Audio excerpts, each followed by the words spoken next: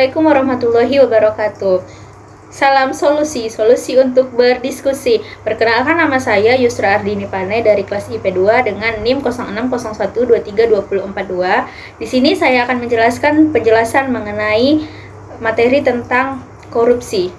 Korupsi adalah tindakan penyalahgunaan kekuasaan atau posisi oleh individu atau kelompok tertentu untuk keuntungan pribadi dengan merugikan kepentingan umum. Dalam sudut pandang masyarakat, korupsi dapat dianggap sebagai penyelenggara terhadap keadilan, integritas, dan moralitas.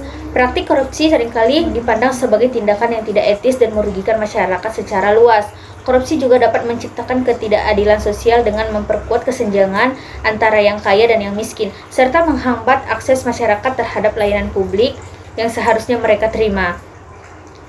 Masyarakat seringkali merasa terhimpit oleh korupsi karena dampaknya yang merugikan, seperti pemborosan sumber daya, ketidakadilan dalam distribusi kekayaan, dan terhambatnya pembangunan ekonomi dan sosial. Korupsi juga dapat merusak kepercayaan masyarakat terhadap pemerintah dan lembaga publik, sehingga mengganggu stabilitas sosial dan politik. Dalam pandangan masyarakat, korupsi merupakan ancaman serius terhadap tata kelola yang baik dan kesejahteraan bersama. Oleh karena itu, upaya pencegahan dan penindakan korupsi menjadi penting untuk memastikan keadilan, transparansi, dan integritas dalam menjalankan urusan publik. Selanjutnya adalah bentuk-bentuk korupsi. Yang pertama adalah penyuapan. Penyuapan memberikan atau menerima uang atau imbalan lainnya untuk memengaruhi keputusan atau tindakan. Yang kedua adalah penggelapan. Penyimpangan atau mengalihkan dana atau aset publik untuk keuntungan pribadi. Yang ketiga adalah nepotisme. Memberikan keuntungan atau posisi kepada keluarga atau teman tanpa mempertimbangkan kualifikasi. Yang keempat adalah suap. Memberikan uang atau imbalan lainnya untuk memperoleh keuntungan atau fasilitas yang seharusnya tidak diperoleh. Yang kelima adalah pemerasan, memaksa seseorang untuk memberikan uang atau keuntungan lainnya dengan ancaman atau tekanan. Yang selanjutnya adalah karakter korupsi. Yang pertama adalah ketidakjujuran. Korupsi melibatkan tindakan-tindakan tidak jujur dan tidak etis dalam memperoleh keuntungan pribadi. Yang kedua adalah kekuasaan yang disalahgunakan. Korupsi terjadi ketika seseorang memanfaatkan kekuasaan atau posisinya untuk kepentingan pribadi. Yang ketiga adalah kepentingan pribadi di atas kepentingan umum. Pelaku korupsi lebih memprioritaskan keuntungan pribadi daripada kepentingan umum atau kesejahteraan masyarakat. Yang keempat adalah kerahasiaan dan ketidaktransparan. Korupsi sering terjadi di balik layar dan melibatkan praktik-praktik yang tidak transparan. Yang kelima adalah merugikan rakyat. Korupsi merugikan masyarakat secara luas dan menghambat pembangunan dan menciptakan ketidakadilan sosial.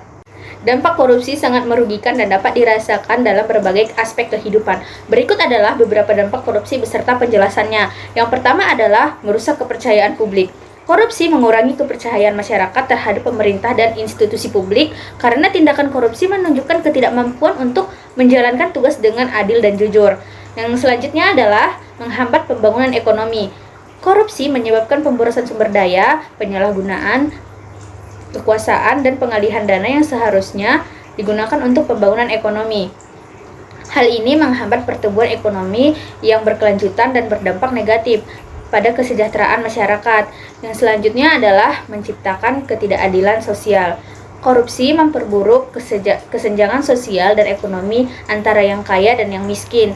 Akses terhadap layanan publik dan kesempatan yang adil menjadi hambatan akibat praktik korupsi. Yang keempat adalah menyebabkan kerugian keuangan.